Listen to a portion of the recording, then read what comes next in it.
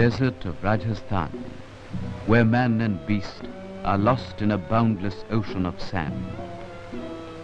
This hot, rainless desolation is the abode of resounding silences. The hamlet is lying deserted, for the people have moved away in search of water. It is indeed the valley of the shadow of death.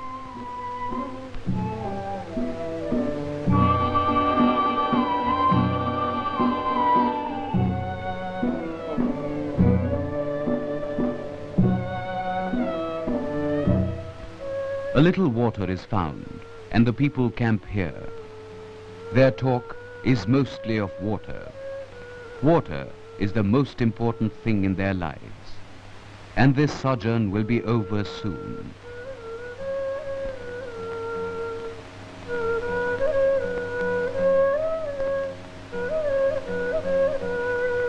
Where do we go from here? Our families and our cattle. This is the eternal question. Life is like an endless famine.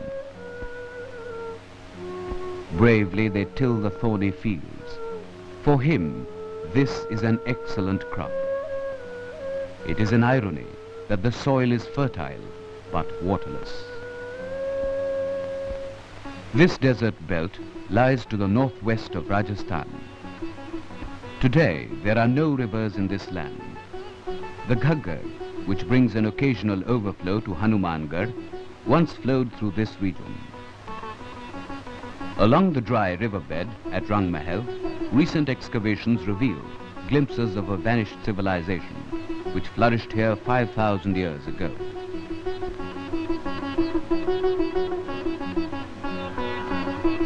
Today, the nearest rivers flow in far-off Punjab. They are perennial streams fed by Himalayan snows. If only these waters could be taken to the desert. It's not an easy job to carry these waters all those hundreds of kilometers. A beginning was made when the Bhakra Dam started supplying water to a network of canals.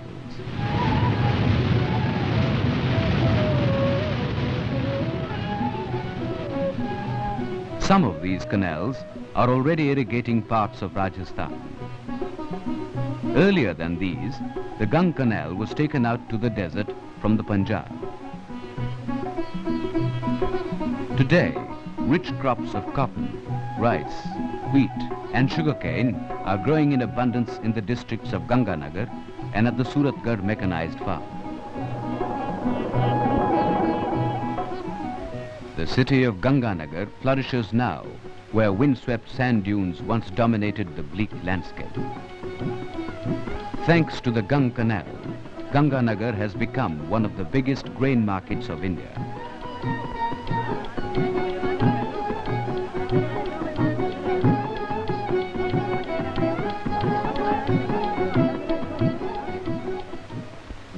But most of the wasteland is still waiting for water. In 1948, an ambitious plan for a major canal was conceived. To implement this project, a barrage has been built at Harike, below the confluence of the Sutlej and the Bias. This barrage is the starting point of the new Rajasthan Canal. The canal is going to be 684 kilometers long. The length of its branches and distributaries will be 8,000 kilometers. The network will irrigate 1.5 million hectares in the districts of Gangasagar, Bikaner and Jaisalmer. To increase the water supply for the canal at Harike, the Ravi has been linked with the Bias at Madhopur. The most important source of water will be the Bias Dam. In the Himalayan foothills of the Punjab, the Bias runs through a gorge near a place called Pong. A dam is to be built over here, which will provide perennial irrigation to the Rajasthan Canal. A large area around Pong will be submerged in the reservoir. The people affected will be provided with land elsewhere.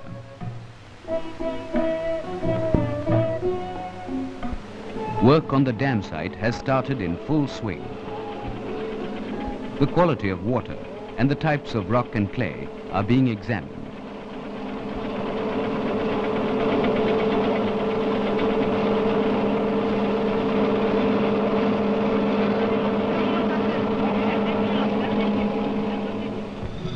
A deep tunnel has been dug under the riverbed to investigate the rock strata.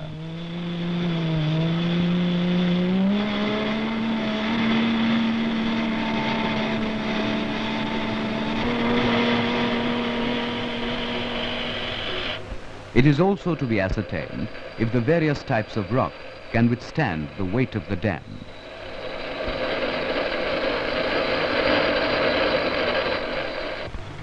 Roads are being built to carry machinery, equipment and material required for the dam. This large-scale excavation of earth is made possible with the help of earth-moving machinery.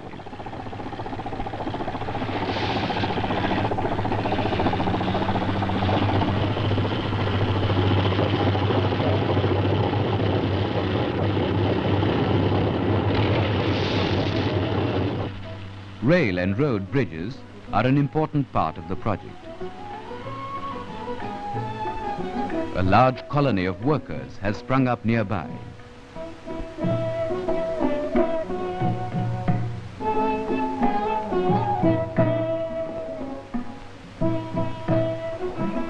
In Rajasthan, on 31st March 1958, the people flocked near Hanumangarh to participate in a ceremony.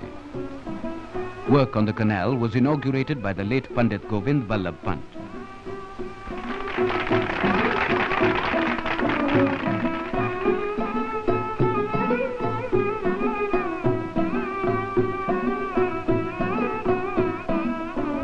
In the last 5 years, considerable progress has been made, and today work is advancing in the sand dunes near Suratgarh. A great many hills in this region have been cut, and a large number of depressions have been filled. This is an extremely difficult task because the gusts of wind dump back the sand during summer months.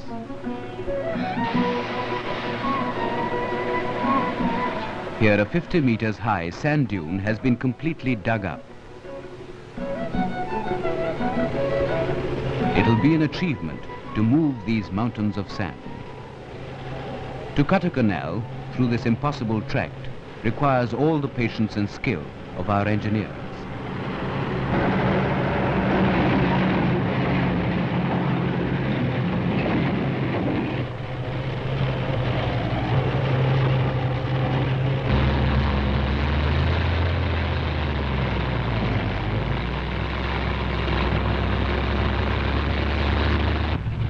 Here the level of the earth has been raised to a height of 30 meters over a very large area.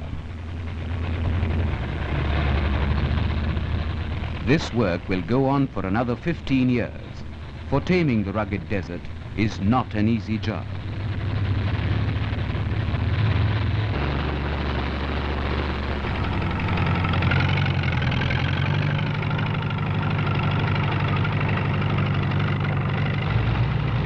Work is going on day and night. A major portion of the canal is still to be built. It's a stirring drama of human effort, this creation of a new world out of unyielding sand.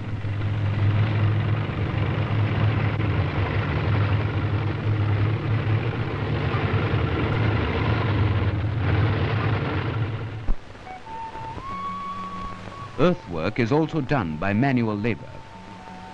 Thousands of workers have been brought here from distant places because this area is very thinly populated. This labor force is scattered over hundreds of kilometers. Earthwork is proceeding at many sites at the same time.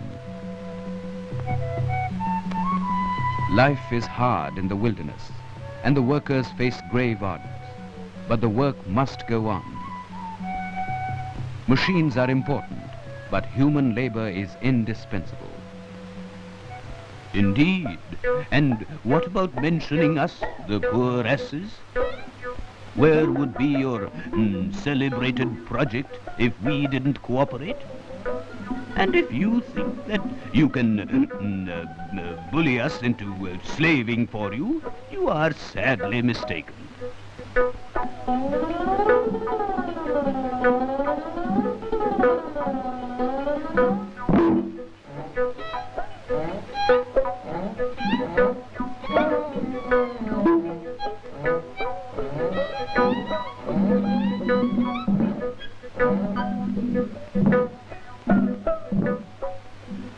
I do beg your pardon. As I was saying, this is a thrilling drama of mules, men and machines who are busy creating a brave new world. Gradually the banks rise as the sand is piled up. The slopes are scraped for lining.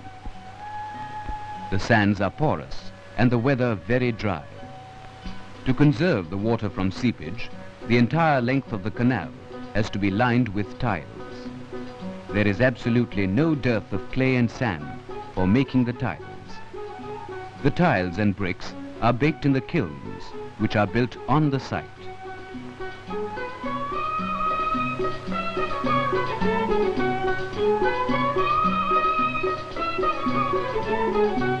Two layers of tiles are laid on either side.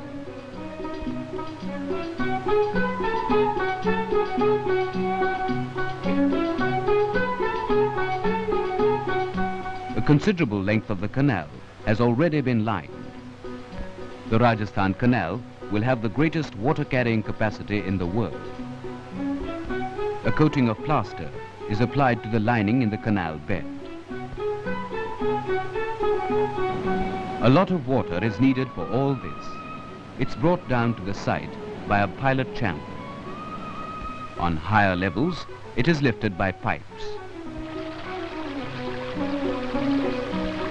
Water is sprinkled over the tiles and the bed is kept underwater so that the lining may not crack.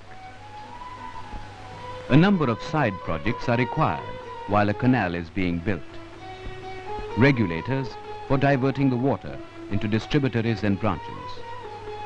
Road and railway bridges. Here is a siphon which carries the floodwaters of the Gangasagar river from under the canal. Roads are being made along the canal. The banks are shaded with trees and grass is planted. Part of the canal is already complete. In October 1961, waters were released for the first time in the Narang-Desa distributary of the canal. The next to start its journey from the same spot was the distributary of Rajasthan.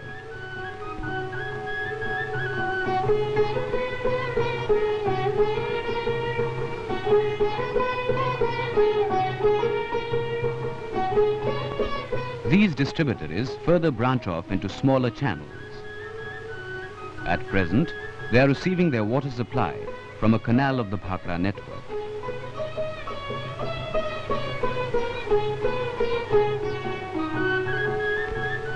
At long last, water has reached the fringe of the desert. Seasonal irrigation has started in a small area. Perennial irrigation will be possible in about 7 years when the Bias Dam is complete. But in the wilderness all around, man still continues his search for water.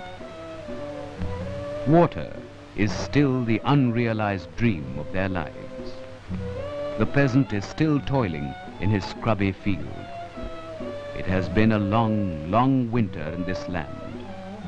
But spring is not far behind. Soon a time will come when thorny cultivation will give way to luxuriant fields.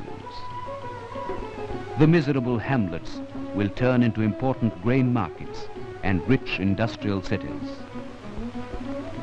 When water arrives, the desert will vanish.